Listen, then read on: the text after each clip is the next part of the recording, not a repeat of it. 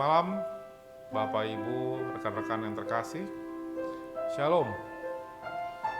Selamat datang di persekutuan Kamis malam GKI Rawamangun pada hari ini, hari Kamis, tanggal 19 November 2020. Persekutuan kita pada malam hari ini bertema lukisan di tangan Allah, dengan bacaan yang diambil dari Yesaya 49 ayat 13 sampai ayat 19.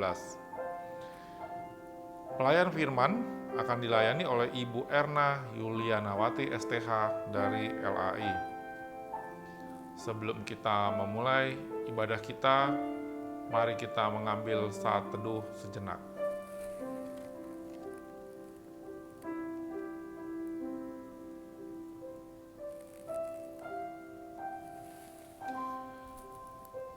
Mari kita memuji Tuhan dari Kidung Jemaat nomor 383 ayat 1 dan 3. Sungguh indah kabar mulia.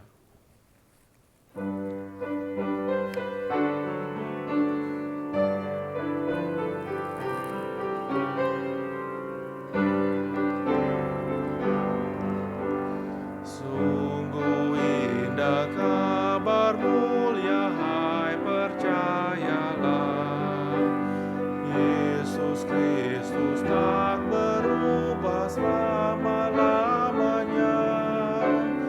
Darahnya tetap menghapus dosa dan celah. Dia hibur yang berduka, puji namanya. Baik kemarin, hari ini, selama-lamanya. Yesus Kristus tak berubah, puji namanya. Puji namanya, puji namanya. Yesus Kristus tak berubah, puji namanya. Badai dan gelora laut tunduk padanya, kini juga badai hati ditenangkannya. Ia yang telah bergumul di Getsemani, mendampingi kita dalam saat yang pedih. Baik kemarin, hari ini, selama-lamanya. Yesus Kristus tak berubah, puji namanya. Puji namanya, puji namanya. Yesus Kristus tak berubah, puji namanya. Mari kita berdoa. Bapa kami di dalam surga, malam hari ini kami datang padamu mengucap syukur untuk penyertaan Tuhan di dalam hari-hari yang boleh kami lalui. Saat ini Bapa, kami ingin bersekutu, memuji memuliakan nama-Mu dan mendengarkan firman-Mu. Biarlah Engkau memberkati persekutuan tengah minggu kami pada saat ini. Biarlah berkat Tuhan atas kami, mendiamkan hati kami untuk datang mendengar firman-Mu. Di dalam nama Tuhan Yesus kami berdoa. Amin. Saat ini kita akan mendengarkan renungan yang akan dibawakan oleh Ibu Erna Yulianawati STH. Bapak, Ibu, dan Saudara yang dikasihi Tuhan, Jemaat GKI Rawamangun, mari bersama kita akan merenungkan firman Tuhan di persekutuan Kamis malam ini. Sebelumnya mari kita memohon pimpinan Roh Kudus. Kita berdoa. Bapa, kami boleh bersyukur kalau kami boleh bersekutu bersama dalam persekutuan Kamis malam virtual bersama dengan jemaat Tuhan di GKI Rawamangun. Sungguh kami mengandalkan Tuhan untuk hadir di tengah-tengah persekutuan ini dan berfirman kepada kami. Karenanya dengan kerendahan hati kami memohon agar kuasa Roh Kudus-Mu bekerja di antara kami, hamba-Mu sebagai pemberita firman-Mu dan jemaat-Mu yang mendengar firman-Mu. Dan Roh Kudus itu juga yang mengingatkan kami untuk terus-menerus melakukan firman-Mu di dalam kehidupan kami sehari-hari. Kami memohon di dalam nama Tuhan Yesus Kristus. Amin.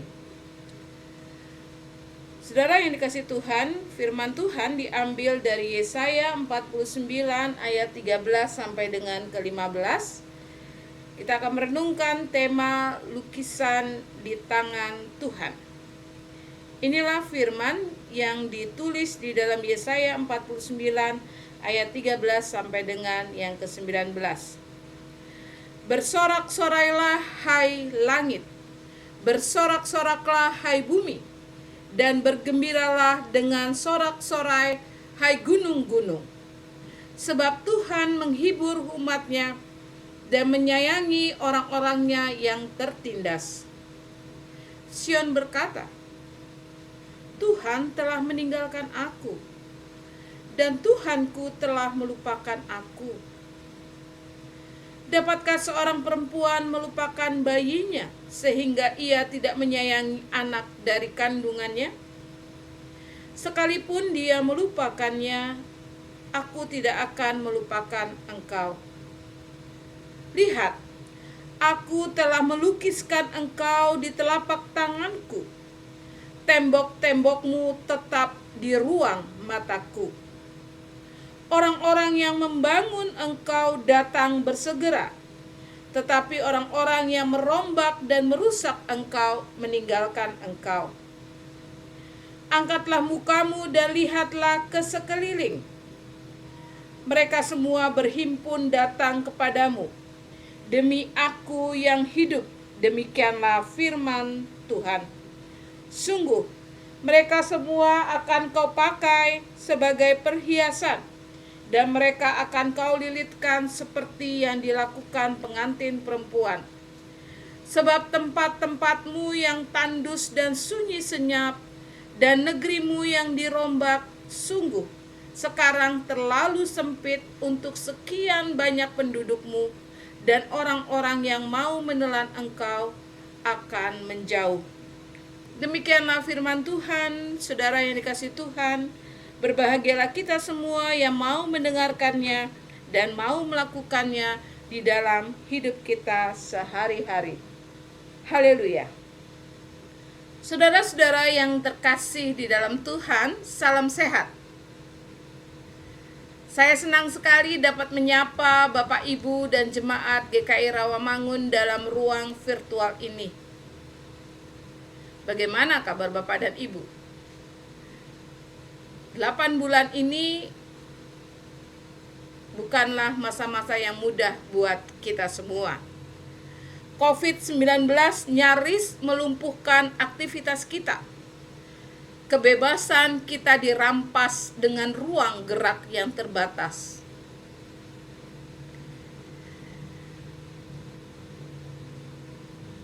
Di rumah saja, setiap kelompok usia memiliki pergumulannya. Anak-anak contohnya, di usia mereka yang senang dengan bermain dan berjumpa dengan teman-temannya, saat ini tidak dimungkinkan. Mereka mulai bosan karena tidak bisa bertemu dengan teman-teman sekolah dan juga tidak bisa bersekutu dengan teman-teman sekolah minggu. Di kelompok angkatan kerja juga memiliki pergumulannya sendiri. Mereka memiliki peluang lebih sedikit untuk memperoleh kesempatan bekerja. Bahkan ada sebagian dari mereka yang telah bekerja harus dirumahkan karena perusahaannya bangkrut. Sebagian para pengusaha juga merugi. Bahkan beberapa di antaranya malah gulung tikar. Ada memang usaha-usaha tertentu dalam masa pandemi ini yang justru bisa meraup keuntungan. Tapi lebih banyak yang harus mengalami kerugian. Orang tua, papa dan mama, mempunyai tugas tambahan yang rupanya tidak mudah, yaitu menjadi guru bagi anak-anak mereka yang sedang melakukan pembelajaran jarak jauh. Orang tua sedikit sedikit marah karena anak-anaknya barangkali sulit untuk bisa dibilangi. Bahkan banyak kesaksian yang saya dengar, termasuk juga anak saya mengatakan bahwa guru di rumah, yaitu mamahnya, lebih galak daripada guru di sekolahnya. Begitu juga untuk kelompok oma dan opa kita, orang tua kita. Mereka tidak bisa lagi ke gereja, berjumpa dengan teman-temannya. Hobi kuliner terpaksa dipangkas untuk sementara. Nah, saudara, situasi yang seperti ini membuat kita bertanya kapan semuanya bisa berakhir dan hidup bisa kembali seperti sedia kala. Tidak sedikit dari masyarakat, bahkan dari antara kita, menjadi begitu cemas, menjadi begitu stres, bahkan mengalami depresi. Nah, saudara, kondisi yang kita alami ini juga dialami oleh bangsa Israel. Hidup yang diwarnai oleh pergumulan. Bahkan situasi Israel pada waktu Yesaya 49 ini ditulis jauh lebih berat dari kita. Bagaimana tidak? Yesaya 49 ini berada di bagian kedua dari kitab Yesaya, yaitu di pasal 40 sampai pasal 55, di mana saat itu Israel berada di pembuangan Babel. Bait suci yang menjadi kebanggaan dan identitas mereka, pusat aktivitas keagamaan mereka, sekarang tinggal puing-puing. Di situasi seperti inilah Nabi Yesaya diutus untuk menyampaikan kabar baik, yaitu janji Tuhan kepada umat pilihannya. Seruan dari Yesaya ini juga menjadi seruan Tuhan bagi kita umatnya pada situasi seperti ini. Ada beberapa hal yang kita bisa pelajari dari Yesaya 49 ayat 13 sampai dengan 19. Yang pertama pada ayat yang ke-13. Di situ ditulis, bersorak-sorailah, bersorak-soraklah, bergembiralah dengan sorak-sorai. 3 kali kata sorak, sorak, sorak-sorai itu dicatat. Hal ini mau menegaskan kepada kita, Yesaya meminta agar seruan untuk bersorak-sorak, bergembira dengan sorak-sorak terus dikumandangkan di tengah-tengah situasi ini. Biarlah seluruh langit, bumi, dan gunung-gunung bersorak-sorak bagi Tuhan. Langit menandakan tempat Tuhan bersemayam, dan bumi menyimbolkan tempat manusia berdiam. Dan gunung-gunung adalah daerah tertinggi di bagian bumi, di mana kumandang sorak-sorai mengajak seluruh semesta dan Israel sendiri untuk bersukacita. Nyatakan kegembiraan, tetap berada di dalam sukacita di tengah situasi seperti ini. Saudara yang terkasih, tentu seruan ini menjadi penting di tengah situasi yang genting.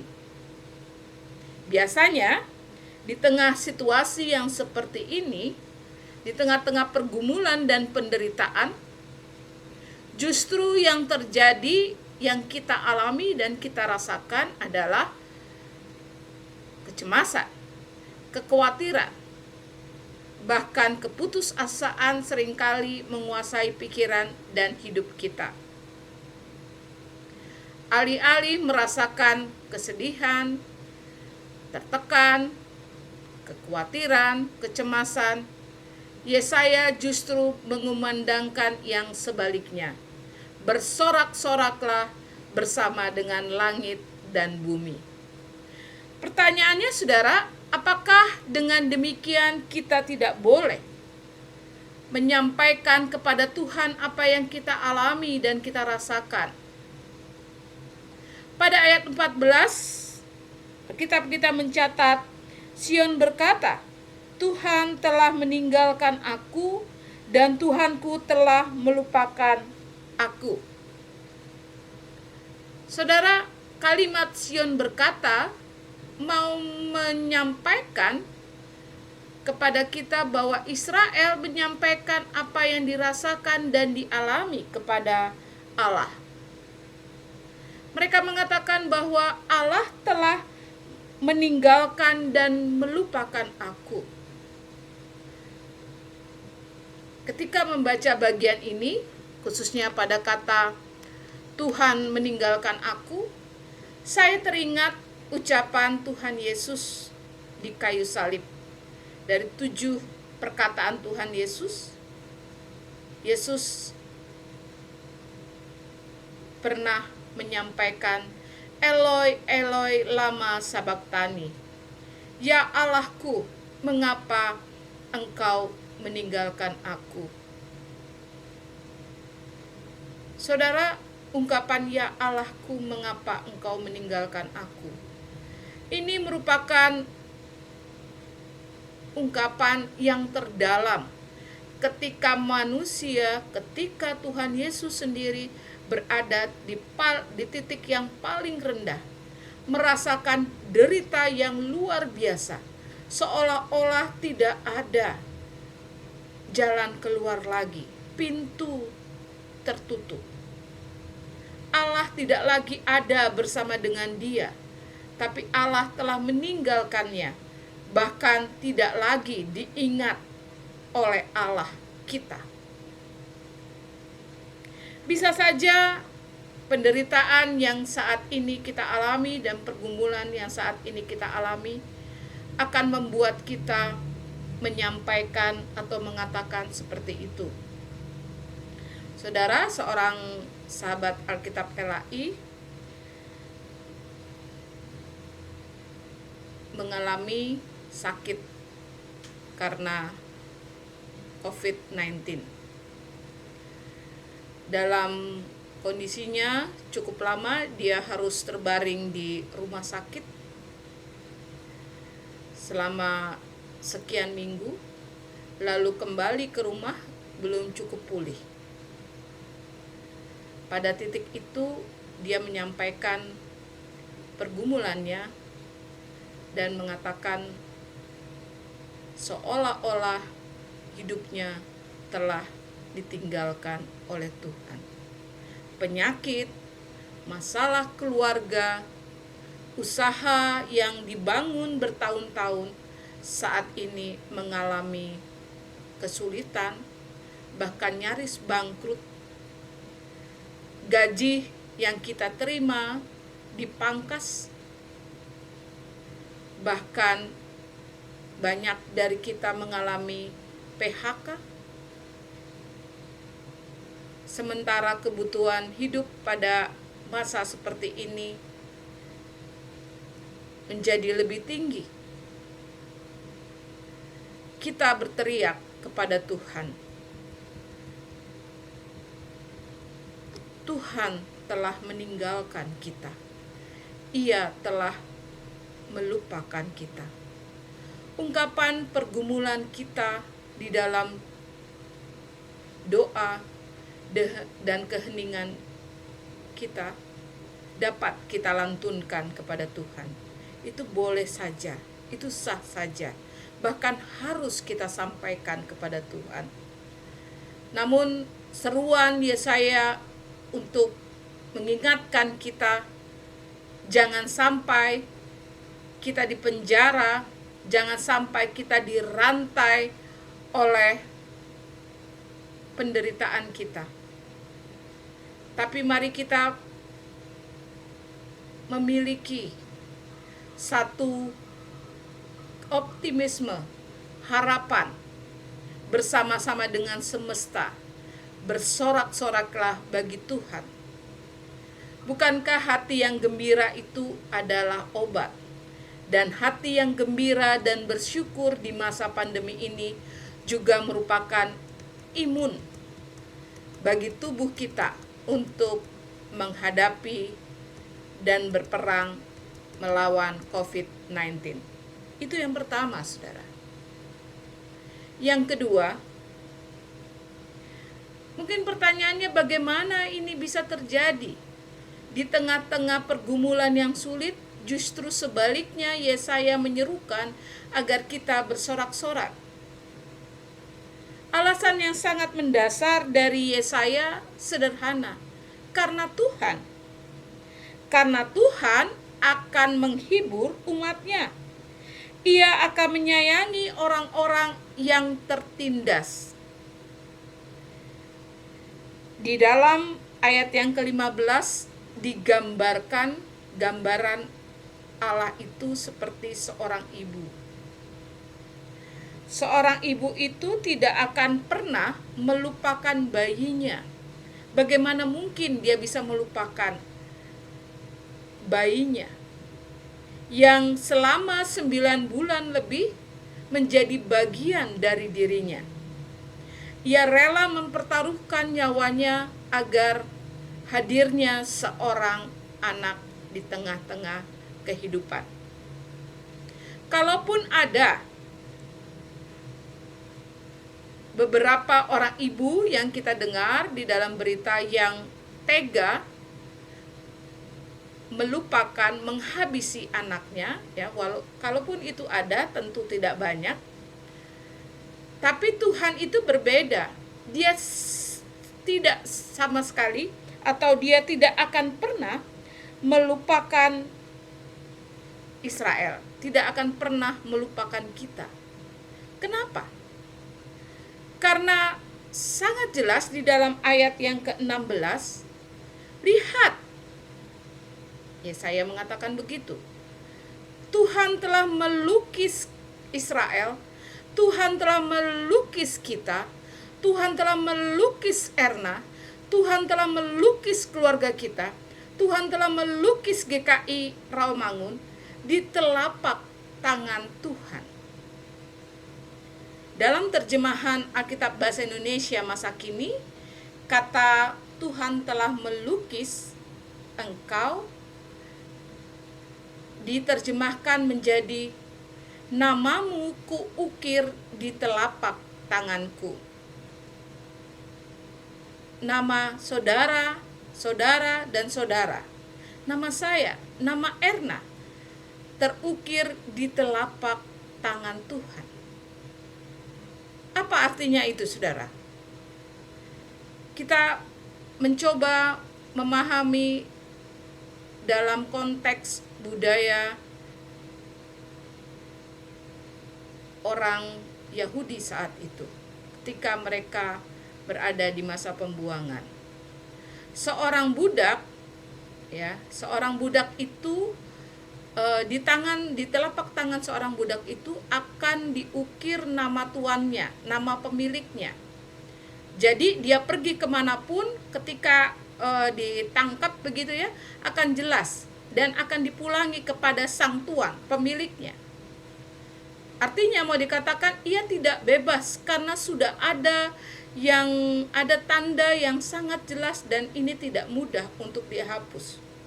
Dan inilah yang membuat ia tidak boleh melupakan bahwa ia milik seseorang. Nah, kalau dikatakan Tuhan itu telah melukis nama kita di tangannya, mau dikatakan bahwa Tuhan itu milik kita dan kita adalah milik Tuhan. Tuhan tidak bisa mengabaikan atau tidak bisa mempedulikan milik kepunyaannya. Kita itu begitu berharga bagi Tuhan. Ia peduli dan akan bertindak untuk menolong kita. Nah, saudara, inilah janji dan harapan yang Yesaya nyatakan bagi Israel dan dinyatakan juga bagi kita semua yang saat ini sedang sakit mengerang karena pandemi COVID-19. Di tengah situasi seperti ini, kita diminta untuk mengingat janji Tuhan. Ingat, namamu diukir di telapak tangan Sang Pencipta. Ia akan bertindak dan akan membawa kita untuk lepas dari penderitaan ini, masa-masa sulit ini. Sama seperti yang Tuhan telah lakukan pada waktu yang lalu di zaman Israel dijajah oleh Mesir. Ia memimpin Israel keluar dari Mesir. Demikianlah ia akan perbuat juga bagi Israel di tengah-tengah pembuangan Babel. Yang ketiga, saudara, yang mau disampaikan, pemulihan Tuhan itu bisa hadir dengan berbagai cara. Ia akan mengirimkan bala bantuan. Bala bantuan itu akan hadir, begitu di ayat yang ke-17 ya. Orang-orang yang membangun engkau akan datang bersegera. Orang-orang yang membangun engkau datang bersegera. Sebaliknya, orang-orang yang merombak dan merusak engkau akan meninggalkan engkau. Tuhan akan mengirimkan orang-orang baik yang akan membantu kita untuk keluar dari pergumulan kita. Di sisi lain, Tuhan juga akan menggerakkan kita untuk hadir, untuk datang, sehingga kita bisa menjadi bala bantuan bagi orang lain, supaya pekerjaan pemulihan Tuhan itu juga dilakukan di dalam dan bersama-sama dengan kita. Nah, saudara-saudara, menarik untuk kita lihat dan kita mencoba untuk mengamati pada masa pandemi ini. Izinkan saya menyampaikan terima kasih banyak untuk jemaat GKI Rawamangun yang di tengah-tengah masa pandemi ini mau berbagi bantuan sembako. 2 kali karyawan-karyawan kontrak LAI dibantu oleh jemaat GKI Rawamangun. Nah, saudara-saudara, memang masa-masa ini tidak mudah, tapi tidak membuat kita untuk berhenti menjadi bala bantuan bagi orang lain. Bagi kami, saudara-saudara, di Lembaga Alkitab Indonesia, di tengah-tengah kesulitan yang ada, kami terus melakukan dan bergerak untuk menguatkan umat Tuhan. Beberapa kali kami melakukan aksi memberikan sembako untuk masyarakat di sekitar pabrik dan juga Ahmad Yani. Lalu berikutnya kami juga mencoba menguatkan jemaat Tuhan, gereja-gereja melalui program-program penyiaran. Antara lain yaitu program doa bagi bangsa. Jadi ini adalah program yang LAI siarkan melalui WA, voice note yang mau mengajak umat Tuhan untuk sejenak setiap harinya luangkan waktu 3-4 menit kita berdoa bersama bagi negeri ini. Dan pendoa-pendoanya berasal dari para hamba Tuhan sekarang meluas, melibatkan anak-anak, kemudian kaum lanjut usia, kemudian juga kaum dewasa, remaja, dan pemuda. Nah, saudara-saudara, program yang sederhana ini sudah banyak memberkati umat Tuhan. Kami mendapatkan banyak kesaksian bahwa melalui program doa bagi bangsa ini telah menguatkan umat Tuhan di tengah-tengah penderitaannya. Betul bahwa kita saat ini menderita, tapi kita tetap mau belajar di tengah-tengah kekurangan dan penderitaan ini, tetap kita mau bersedia juga untuk menjadi bala bantuan bagi orang lain seperti yang Tuhan inginkan. Nah, saudara, pemulihan yang Tuhan kerjakan ini tentu saja bukan hanya pemulihan sekedar Israel dipulangkan dari pembuangan, tapi juga Israel dipulihkan, anak-anaknya yang lahir dari di negeri-negeri asing juga akan dipulangkan. Bahkan pemulihan itu membuat Israel menjadi bukan hanya kembali seperti sedia kala, tapi justru ini melebihi. Karena disampaikan di dalam ayat yang terakhir, ayat 19, sekarang terlalu sempit untuk sekian banyak pendudukmu. Ya, terlalu sempit untuk sekian banyak pendudukmu. Negerimu, ya, tempat-tempatmu yang tandus dan sunyi senyap, dan negerimu yang dirombak. Jadi betul-betul ada satu bangsa, masyarakat yang benar-benar baru, dengan nilai-nilai yang baru juga. Yang jelas, mereka yang pulang dari pembuangan di Babel ini menjadi orang-orang yang telah menang karena telah melewati masa-masa sulit di pembuangan dan perjalanan pulang ke tanah perjanjian.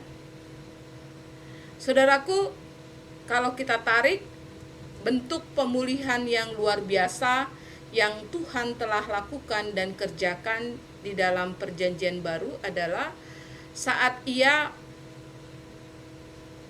mengukir tangannya dengan luka yang ditancapkan dengan palu. Luka apakah yang ada di telapak tangan Kristus? Alat ukirnya adalah paku. Dia harus dipaku di kayu salib agar umatnya benar-benar terukir di kedua telapak tangannya. Sebagaimana Tuhan telah mengukir nama kita di telapak tangannya, demikianlah Kristus merentangkan kedua tangannya di kayu salib, menerima paku yang ditancap pada kedua tangannya, supaya kita bisa terbebas dari dosa-dosa kita. Akhirnya, saudara-saudara yang dikasihi Tuhan,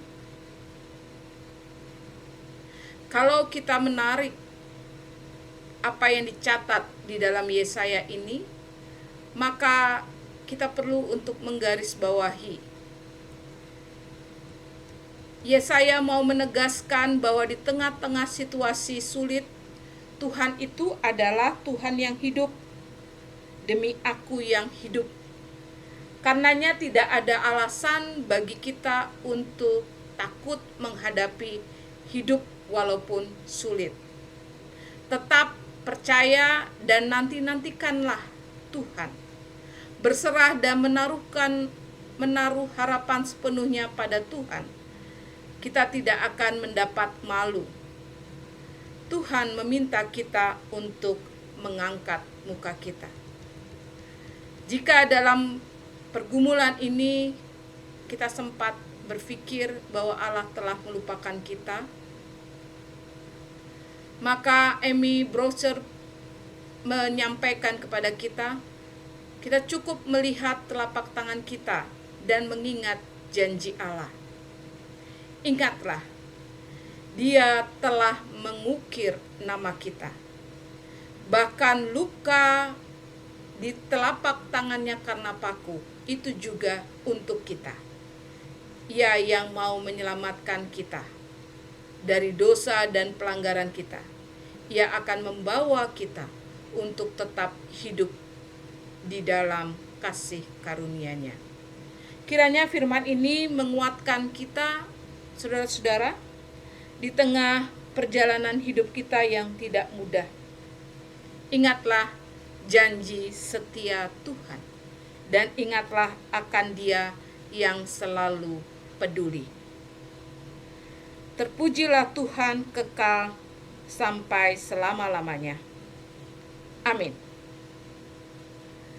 Mari bersama kita menaikkan doa sekaligus doa syafaat kita. Kita berdoa. Bapa Surgawi, Engkau Allah yang luar biasa bagi kehidupan kami.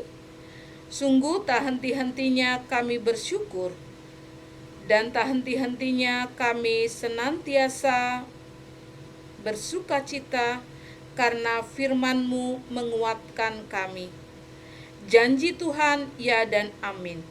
Ajarkan kepada kami untuk terus berpegang kepada janji-Mu. Ingatkan kami bahwa kami begitu berharga di hadapan-Mu. Engkau telah menulis nama kami masing-masing, keluarga kami, persekutuan kami, bahkan bangsa kami di telapak tangan-Mu, bahkan seluruh umat manusia.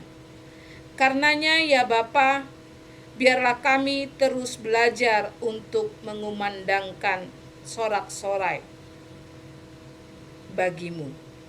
Dan karenanya kami juga terdorong untuk bersedia menjadi bala bantuan bagi orang lain, sehingga orang lain melihat karya Tuhan di dalam karya kami.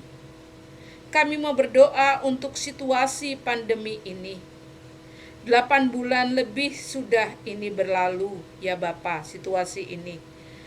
Namun kami melihat ada beberapa kemajuan, namun juga kami merasakan masih sangat berat hidup seperti ini.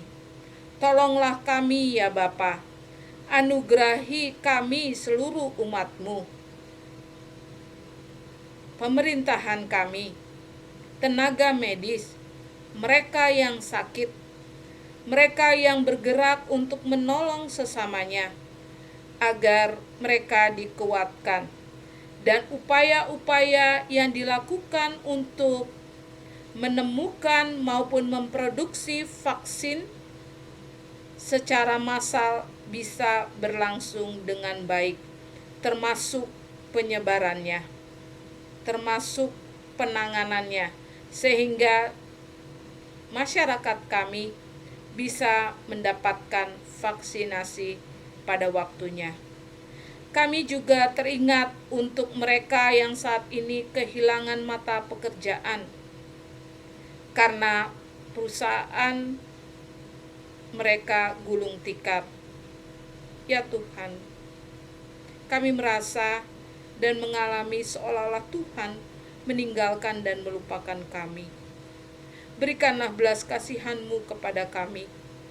Topanglah mereka yang memang merasakan tidak adanya pengharapan terhadap situasi ini. Berikanlah jalan keluar ya Bapa. Bangkitkanlah sorak-sorai bagi mereka, sehingga mereka boleh merasakan semangat, antusias untuk bangkit. Dan bersama dengan Tuhan, mereka boleh mengalami jalan keluar. Kami juga berdoa ya Bapa, agar gereja-Mu tetap aktif di masa-masa pandemi ini. Biar kami tidak meratapi, tapi kami justru berbuat sesuatu, dapat menyuarakan sorak-sorai melalui karya kami yang nyata. Hadirkan shalom di tengah-tengah penderitaan. Mampukan gereja-gerejamu untuk kreatif dan aktif bisa melakukan peran-peran nyata. Berkati juga keluarga-keluarga kami, suami, istri, pasangan kami, anak-anak kami yang saat ini masih mengikuti pelajaran jarak jauh.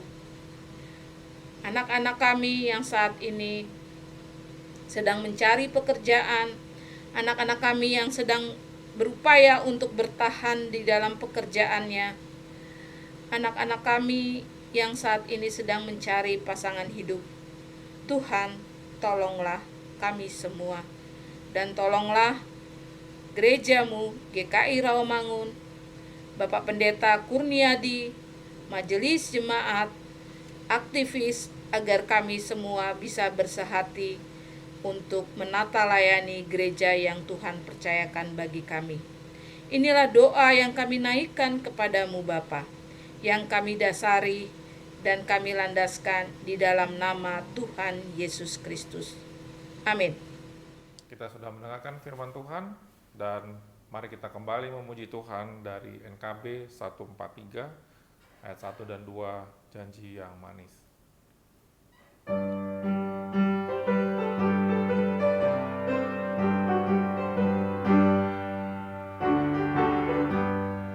Janji yang manis kau tak lupakan, yang telah mengambil lagi jiwaku. Walau lembah hidupku penuh awan, nantikan cerahlah langit di atasku.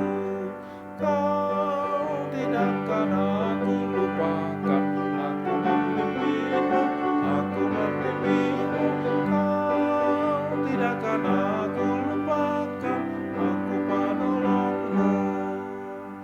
Yakinlah teguh, yakinkan janji kau tak lupakan. Dengan sukacita aku jalan terus, dunia dan kawan tiada ku harapkan, satu yang setia, Yesus penebus. Kau tidak akan aku lupakan, aku memimpimu, aku memimpimu. Kau tidak akan aku lupakan, aku penolongmu. Yakinlah teguh. Saudara yang dikasihi Tuhan, mari bersama kita akan akhiri persekutuan Kamis malam ini dengan undur diri dari persekutuan ini, sambil kita mempercayai bahwa Tuhan yang hidup, Tuhan yang kita sembah ini akan senantiasa berkarya dalam hidup kita. Peganglah janji Tuhan bagi kita dan peliharalah itu dalam hidup kita. Berserah kepada Dia dengan tetap mengandalkan Dia di sepanjang jalan hidup kita. Sekarang marilah kita arahkan hati kita kepada Tuhan dan kita menerima berkat Tuhan. Anugerah dan kasih setia serta berkat dari Allah Bapa, Anak, dan persekutuan Roh Kudus akan senantiasa menyertai kita dan membimbing hidup kita untuk melewati setiap masa bersama dengan Tuhan, dari sekarang sampai Tuhan datang kembali. Haleluya. Amin.